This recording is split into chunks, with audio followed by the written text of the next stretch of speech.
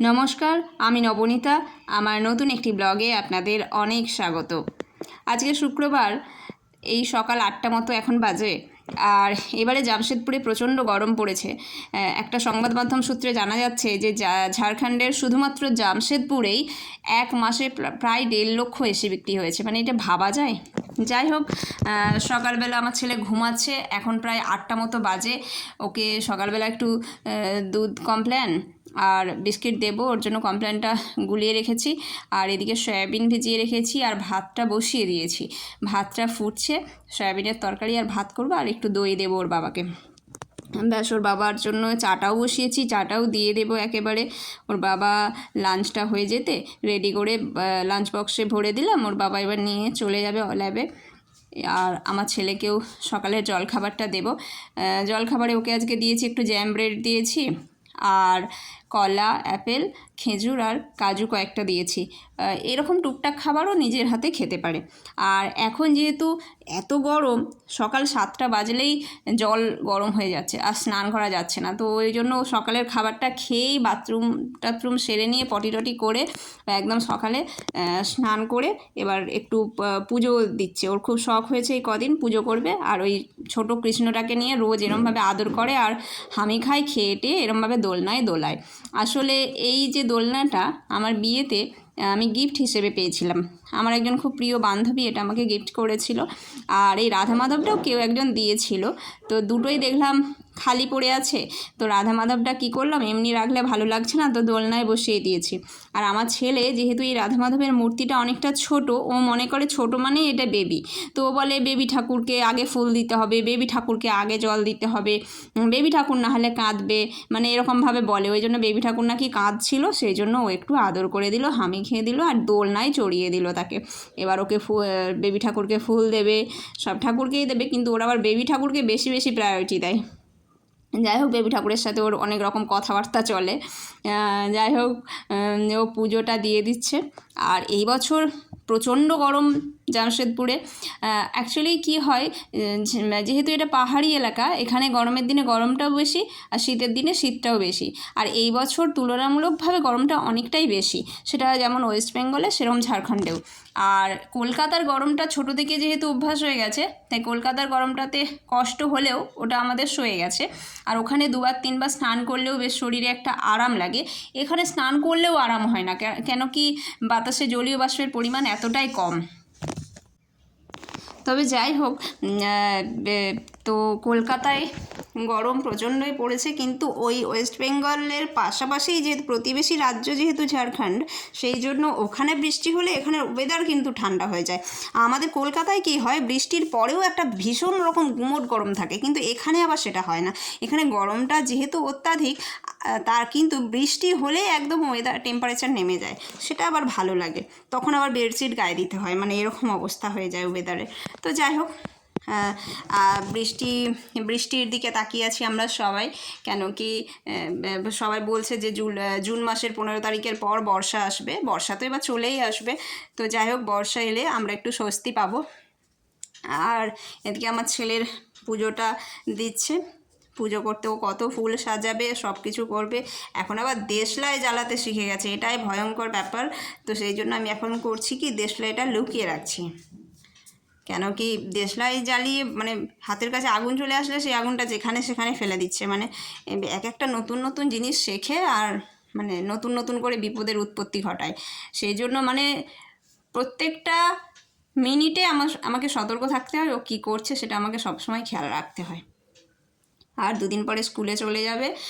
স্কুলের এই টাইমটা জানি না কী করব, এখন থেকে খুব মন খারাপ লাগছে। সব মায়েদেরই তাই হয় হয়তো, যে স্কুলে যাওয়ার আগে কী মানে স্কুলে যাওয়ার পর কী করবে, কিন্তু এর আগেই ভাবনা থাকে। স্কুলে যাওয়া শুরু হয়ে গেলে এই ভাবনাটা থাকে না যদিও। আর কি, এই রকমভাবেই চলছে গরমের মধ্যে। খাওয়া দাওয়া ভীষণ, আমার ছেলে তো একেবারেই খাওয়া দাওয়া ছেড়ে দিয়েছে। এত গরম এমনিতেই খেতে চায় না, তার উপরেই গরমের মধ্যে কিছুই খাচ্ছে না প্রায়, ওই একটু আধটু টুকটাক খাচ্ছে। ওর এবার ঠাকুরটা সাজানো মনের মতো হচ্ছে না, ঠিক পারছে না। আমারটা যেরকম দেখেছে ঠিক করতে পারছে না, ওই জন্য নিজের মানে সেই রকম করার চেষ্টা করছে। কি করবে ঠিক বুঝে উঠতে পারছে না। আর দুপুরবেলা ওকে আমার ছেলে সয়াবিন খেতে খুব ভালোবাসে, কিন্তু ওকে এখন বেশি মশলাদার খাবার দেই না। তার কারণ হচ্ছে কয়েকদিন থাকে ও বলছে পেটে ব্যথা, তো কয়েকদিন গ্যাসের ওষুধ খাওয়াচ্ছি। ওর অপারেশন হয়েছিল রিসেন্ট, তো সেই সময় ডাক্তার ওকে র্যানট্যাক জেল দিয়েছিল, তো পেটে ব্যথা বলছিল বলে কয়েকদিন সেই র্যানট্যাক জেলটাই খাওয়াচ্ছি। তো এই সপ্তাহে ডাক্তার দেখিয়ে নেব। আর এদিকে দুপুরে ও একটু মাছের ঝোল ভাত দিলাম, খাওয়া দাওয়া হয়ে যেতে একটু ঘুমিয়েছিল, এবার বিকেলে উঠে এবার খেলছে। এটা হচ্ছে এই ট্রেনটা ওকে একটা মানে আমার পাড়ার একজন কাকিমা দিয়েছে, তো সেই ট্রেনটাই এখন ওর খেলার হয়েছে, বিকেলবেলা ওটা নিয়েই খেলছে। ওটা হচ্ছে ট্রেনের একটা ইঞ্জিন, আর ও ট্রেনটা এইভাবে চালায় টুটু টাকা টাকা টাকা টাকা টাকা টাকা এইভাবে সারাক্ষণ ওই ট্রেনটা নিয়ে ঘুরে বেড়াচ্ছে। ও এখন লোকো পাইলট হয়েছে। আর এদিকে পড়ন্ত বিকেলে জামশেদপুরের এটা ছবি, পুরো একদম চারিদিক নিস্তব্ধ, পাহাড় পুরো একদম চুপ, আর খুব গুমোট গরম হয়ে আছে, এই জন্য ওয়েদারটা এরকম লাগছে, একেবারেই হাওয়া বইছে না। আর প্রায় দূরে দূরে ওই কলকারখানাগুলোয় সব লাইট জ্বলে গেছে, একদম সন্ধে হওয়ার আগের মুহূর্তে লাইট জ্বলতে শুরু করেছে। আর এইদিকে একটা 12তলা বিল্ডিং দেখাবো, আমরা যেটা থাকি এটা আরেকটা 12তলা বিল্ডিং, ওইদিকে আরেকটা 12তলা বিল্ডিং আছে। জামশেদপুরের এই দুটোই 12তলা বিল্ডিং। এরপর সব বিল্ডিং যেগুলো আছে 10তলা 11তলা, কিন্তু 12তলা নেই আর। এগুলো খুব প্রথমে হয়েছিল বলে এগুলো 12তলা। আর এটা একটা গ্রামের রাস্তা, এই রাস্তা দিয়ে সারাদিনে প্রচুর ডাম্পার যায় মালপত্র নিয়ে, যেহেতু এখানে কলকারখানা বেশি সেই জন্য মালপত্র নিয়ে প্রচুর ডাম্পার যায়। লোকজনের যাতায়াতটা খুবই কম এই রাস্তা দিয়ে, সকালবেলা গরু চড়ে বেড়ায় আর এইসবই।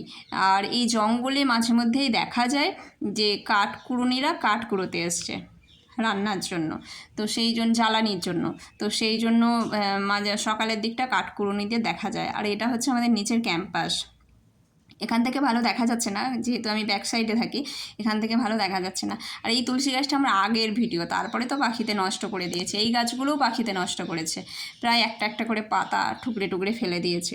আর এদিকে সন্ধে হয়ে গেছে, একটু বেসনের বেটার তৈরি করেছি, ওর বাবা চলে আসবে, তো সন্ধেবেলা একটু হালকা করে মুড়ি খাবে আর চা খাবে হয়তো, তো একটু চপ বানাচ্ছি আজকে, অল্প তেল দিয়েই ভাজছি, কেন কি তেল বেশি হয়ে গেলে সেই তেলটা আবার কিসে লাগাবো, ওই জন্য অল্প তেল দিয়ে ভাজছি। আর এদিকে আমার ছেলে পড়তে বসেছে, তবে চপটা ডুবো তেলে ভাজলে খুব ভালো হয়, কিন্তু কিছু করার নেই, তেলটা বেশি হয়ে গেলে সেই তেলটা তো পোড়া তেলটা আমাদেরকেই খেতে হবে, ফেলে তো আর দিতে পারবো না।